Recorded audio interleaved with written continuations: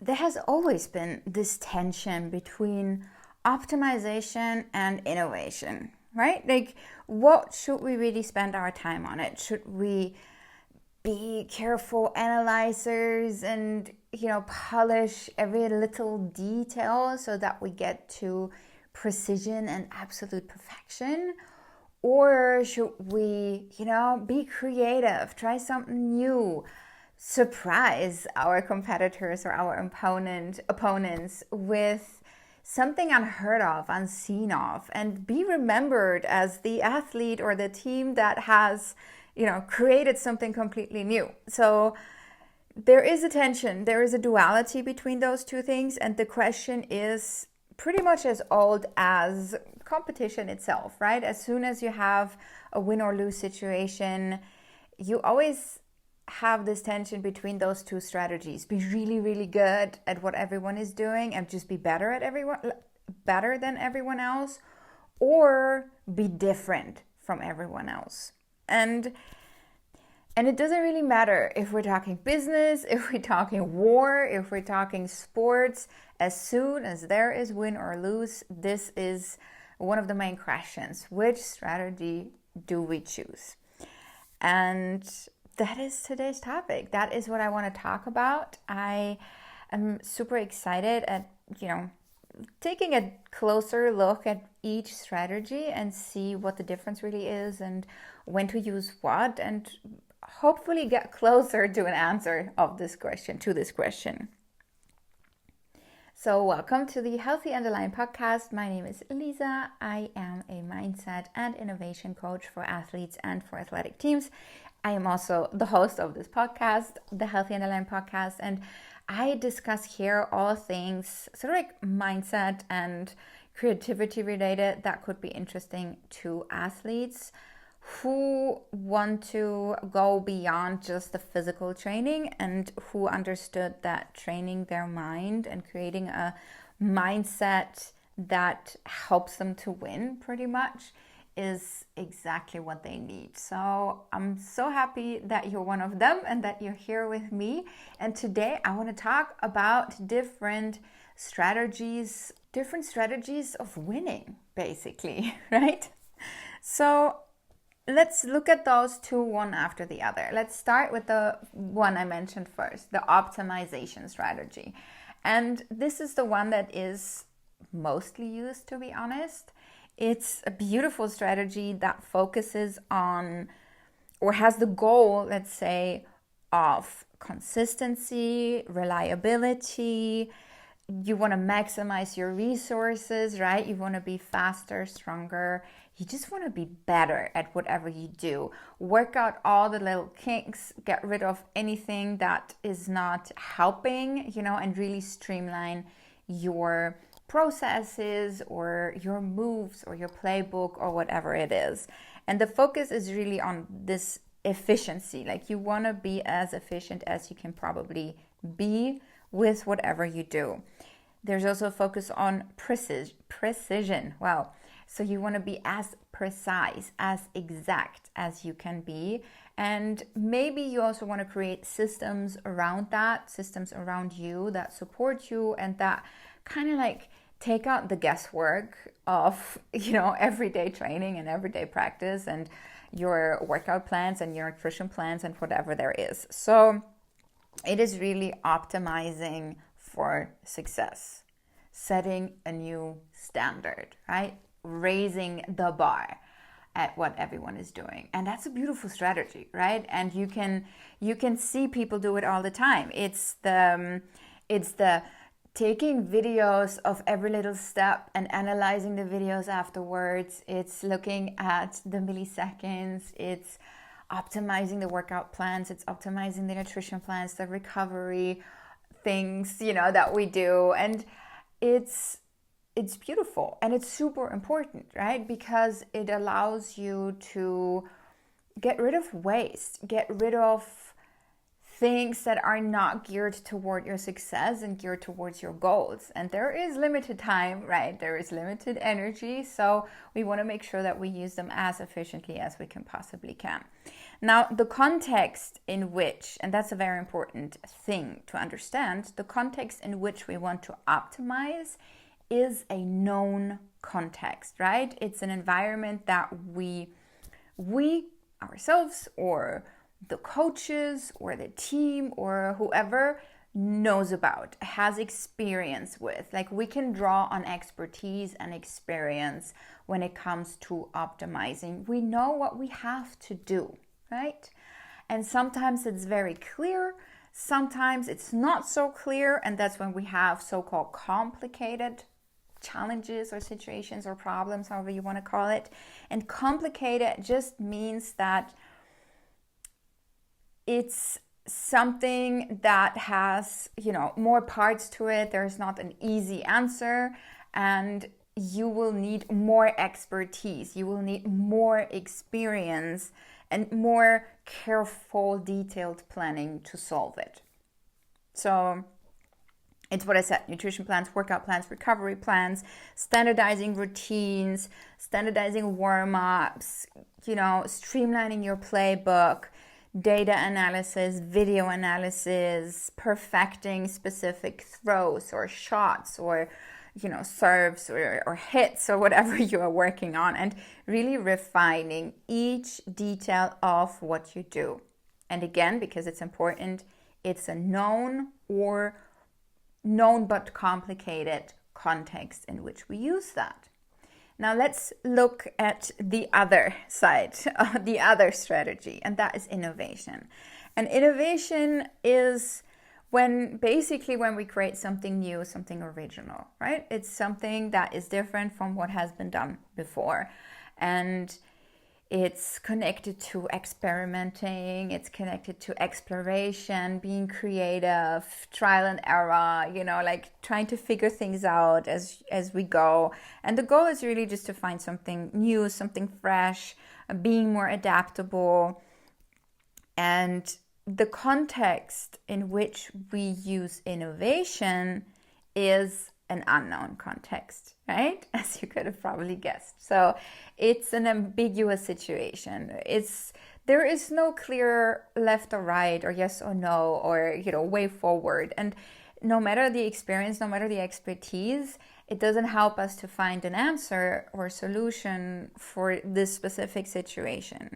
So it's either unknown or it's complex. And complex is also like just an exaggerated unknown, right? Complex means that you have lots of moving parts, you have unpredictable factors, unpredictable outcomes, just a completely new or different situation than you have faced in the past. So whatever solutions you have used in the past for different situations cannot be a solution for this, right? So I think that's the main difference between using optimization and using innovation. And it's so crucial to understand this.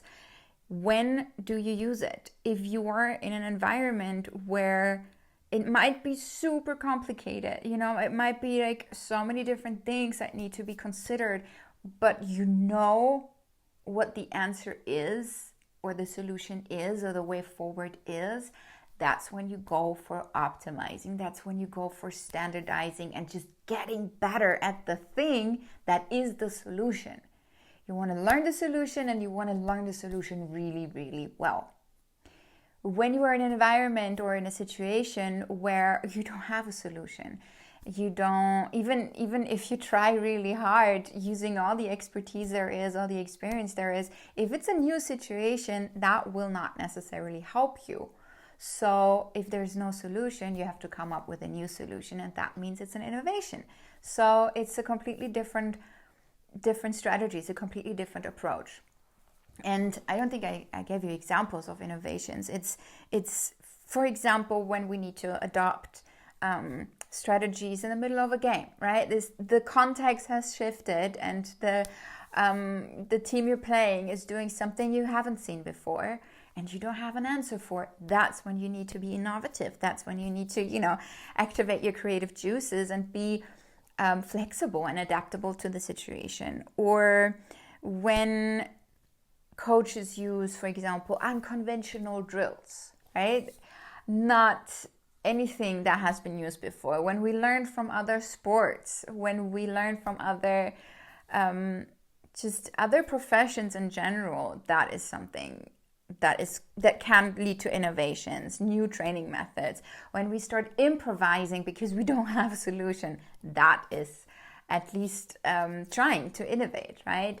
Or when within the sports field, there's a lot of innovation happening when it comes to equipment, to the apparel or the shoes or the balls or the sticks or the rackets or whatever it is, because there are new technological changes that now give us a new context and that allow us to do different things and use different equipment if allowed by the rule book.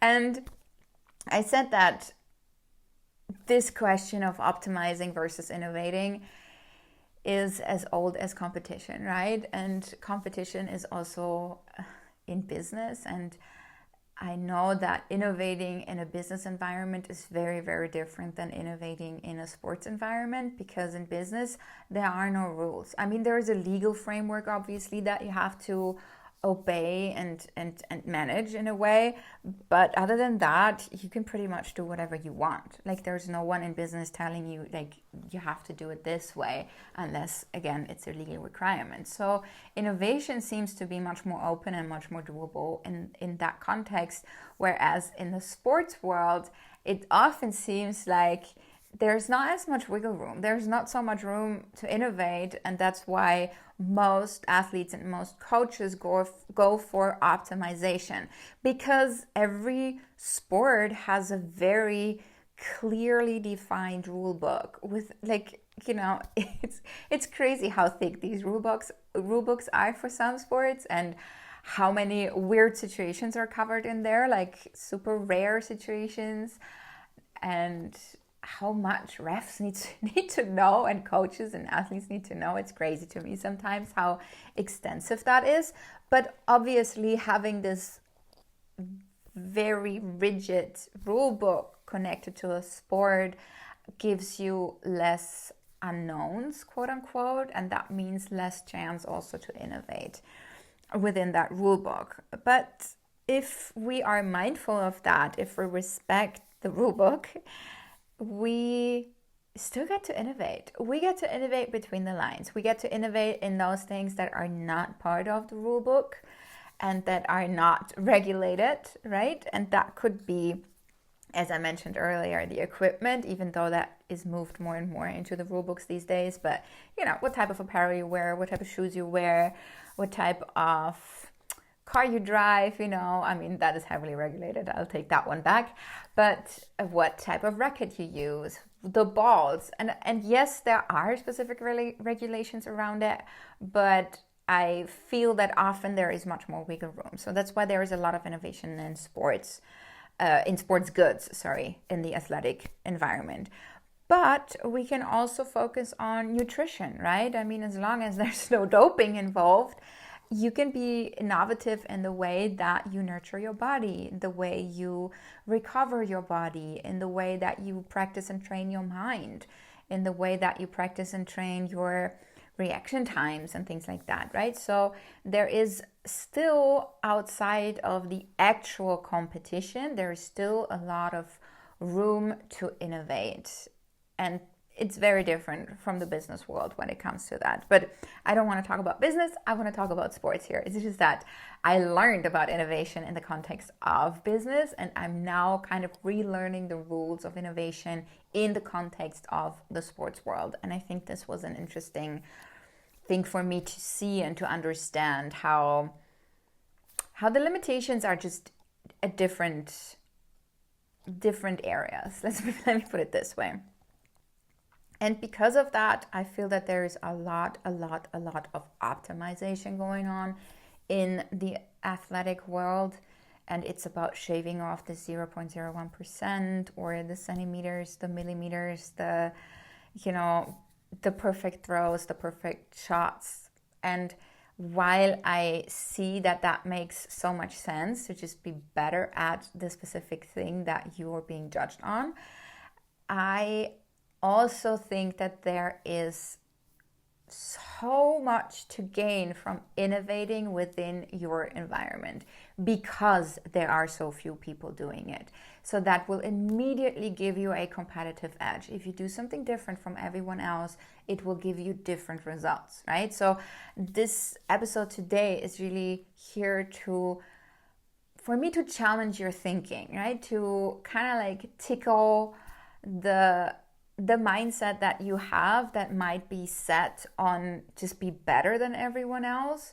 And I would love to add just be better and different than everyone else. And yeah, so I think that we need to be able to do both, to be better and to be different. So in my world, it's not an either or strategy. And I don't think no one actually thinks that. I don't think anyone would say, no, you can only do optimization or you can only do innovation. It's just that I feel that they are out of balance and I would love to bring them more into a balance. And in the context in which I've learned about all of these things, it is talked about as an ambidexterity of teams or of companies or of clubs or whatever. And ambidexterity, it's a big word, I feel, but it basically just means that you are like both-handed, if that is a word. Because we have right-handed people, we have left-handed people, and then there are a few chosen people who are good with both hands, right? And that is just a metaphor to help us understand what it means to be able to deal with both in both strategies, right? To be ambidextrous. So one hand would be really good at optimizing and one hand would be really good at innovating. And if you want to be the best, if you want to belong to the top people, you need to be able to do both. You need to be able to optimize and you need to be able to innovate. So how do we do that? Like, what's the framework for it to be ambidextrous, to be good with both strategies? And as I mentioned earlier, where I really stress the importance of it, it's important to understand your context. What is the context or the environment of any specific situation or moment that you deal with? Is it a linear context? Is it a 1, 2, 3 step context? A known problem, a known environment, or maybe a complicated but known environment? We know we need to go for optimizing, right? If it is a ambiguous, unknown, complex, never heard before, never seen before environment, we need to innovate. We need to come up with new solutions. We need to embrace creativity. We need to learn how to be adaptable for those situations. And if you want to understand where you're at the moment, just look at what you do. Look at where you are. Like, which hand of yours is stronger right now? Are you really good at optimizing? Are you really good at innovating? Where do you spend most of your time with which strategy? And do you feel comfortable with both strategies as well? And that can give you a first idea of where you need to focus on, right? Because if you're too much on one side, the other one needs some work. And there is a risk of over-reliance on one of those strategies. So if you really rely on optimizing and that's what you do and that's what your focus is, you will eventually become very rigid because you're really, really good at this one tiny thing. And as soon as there is a slight change in the environment, you break. You don't have, the capabilities to deal with that. And you are really unprepared for any type of change. And the more you optimize, the more you are reliant also on the perfect conditions, right? Because that's the environment that you optimize for. Now, if you let me say over-innovate, I don't know if that's a word, but now it is. If you over-innovate, you run the risk of being very inconsistent, of using way too much resources in moments where it's totally not needed. it's lack of cohesion, it's neglecting the basics, right? And it's using too much energy, it's wasting energy in a way, because you don't need to innovate in every moment. You don't need to innovate in every situation, right? Because most of the situations are probably known. So that's when you don't want to innovate and be new.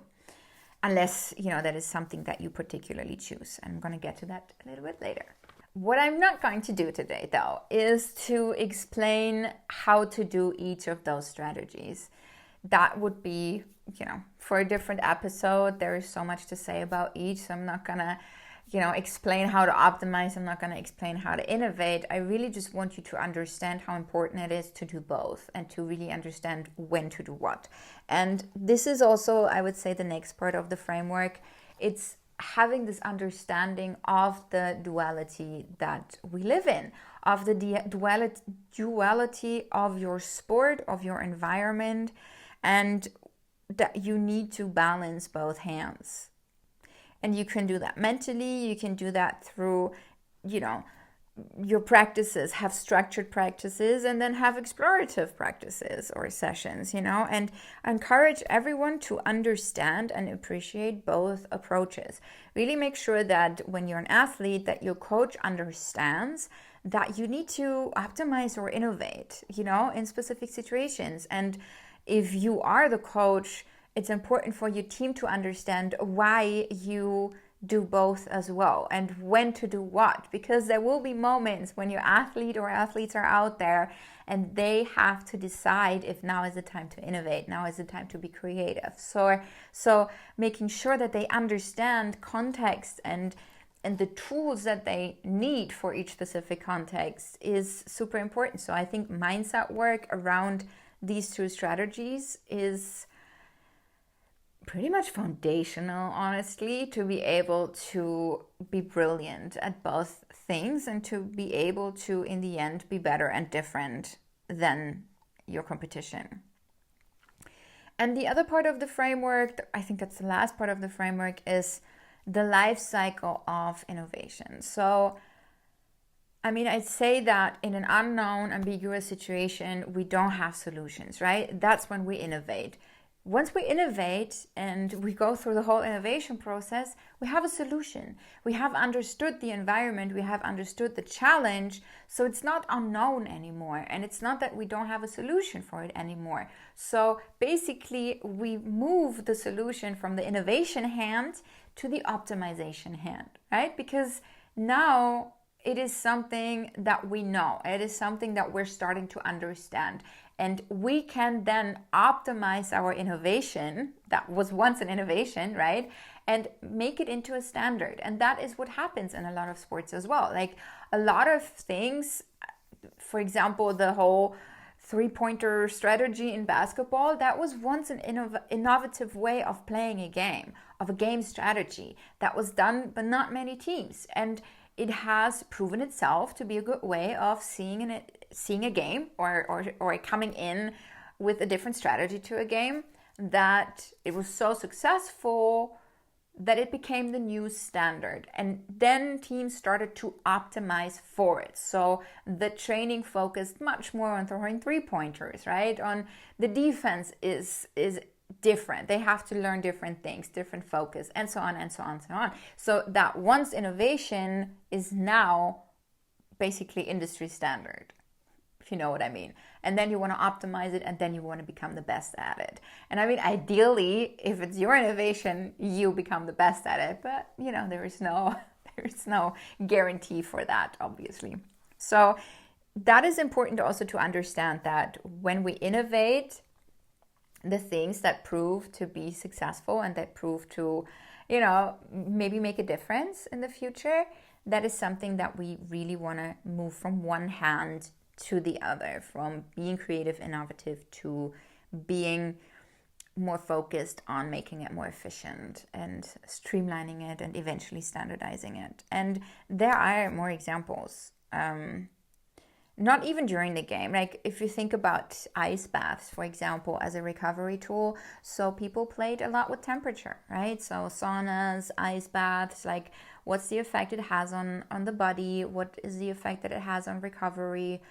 Because there was a need for that. There was a need to have faster recoveries and to make sure that there is a way that athletes, especially elite athletes or like endurance athletes that put their body under a lot of strain, they need to recover, and they need to do it quicker, because if we do it quicker, we can then again train more. Like there was a problem, and people experimented with different ways of the effect that temperature has on its body. And if you look at it now, every like elite facility has an ice bath, has a sauna, and it's not belittled anymore. Like no one laughs anymore when people go into an ice bath. It makes sense. People understand that that is a good solution. And now there are companies that sell those.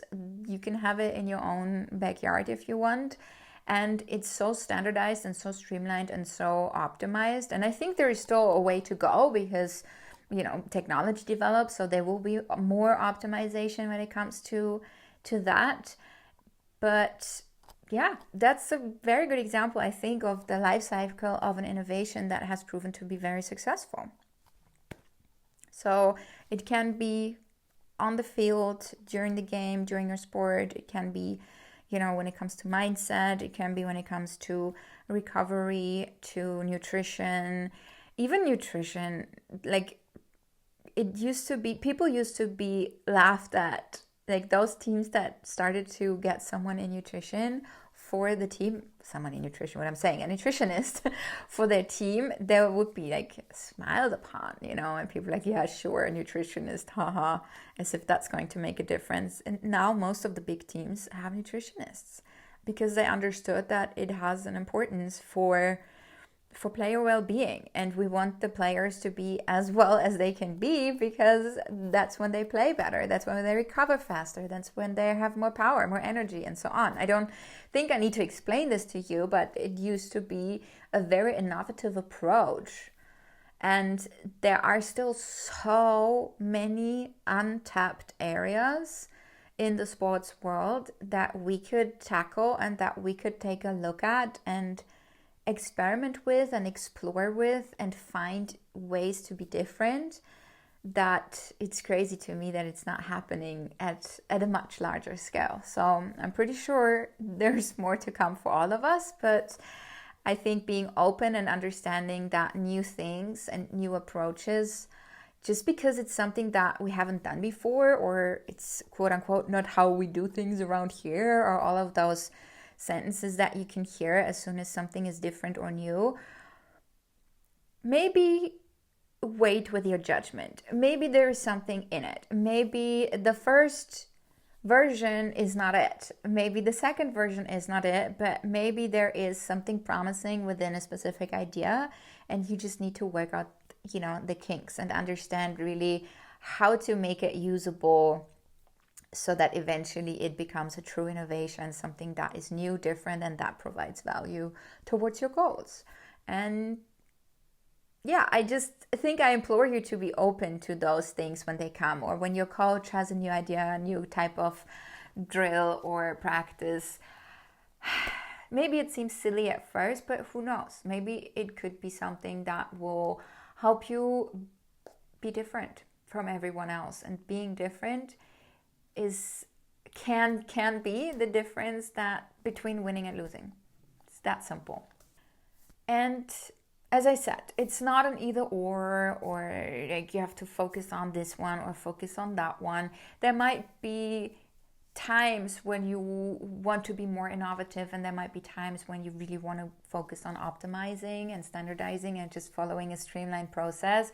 For example, off season, maybe you want to spend more time on innovation, because innovation might take time, right? It's not everything is successful. It's experimenting, it's learning new things, it's figuring out what works and what doesn't. So maybe off season or pre-season is exactly the time when you spend more time on innovating. And then during the season, you want to really make sure that your process is as optimized as it can possibly be, so that everyone can be focused on the season, on the games, on the competitions. It doesn't have to be this way. You could flip that as well, right? Like, there is no right or wrong here. There is just and. There is neither or, it's and. It's do this and that. It's always an and when it comes to innovation and strategies, basically, because and allows you to be more than the others. So the success in being ambidextrous and this context that I'm talking about in this episode really lies in recognizing when to use what. Really understanding the context in which you're moving, really understand the challenge that you're facing right now. Is it known? Is it unknown? Like, should I, go use my left hand? Should I use my right hand? And then understand that if you innovate, eventually this innovation will be handed over, literally from one end to the other, will be handed over into optimizing it, into standardizing and streamlining it. And that this is the cycle in which things go. And maybe eventually you have polished the process so much that there's nothing else that you can do about it. I congratulate you. You are the best at this specific thing. That is really amazing. And maybe that's also the point when you want to restart the cycle, and when you want to question, is there maybe a different way of doing this? Like, don't forget what you know, don't, dismiss everything, but ask yourself if there is another way maybe. And then you go in your innovative mind and in your creative mind again, and you start this whole cycle again of innovating, finding something that is promising, working out what the solution could look like. And then once you have the solution, go into standardizing it, making it more efficient, making it more resource mindful of the resources that you have, and eventually standardize it and optimize it so that it is top notch and you're the best at it again. So this is the cycle sort of innovation and of ambidexterity that I wanted to talk about today. As you can tell, I love talking about these topics, and I'm going to continue talking about these topics. So if you enjoyed this, if you learned something new, got a new insight maybe, let me know by subscribing to my channel or to my podcast. And next week we are going to talk about taking risks. Like, what is it really? And I want you to be a comfortable risk taker, if that makes sense. So we're going to dissect the concept and come up with strategies on how to deal with risk and how to feel good when we take risks. So I can't wait to share that with you. And until I see you again next week, I wish you a beautiful rest of your day.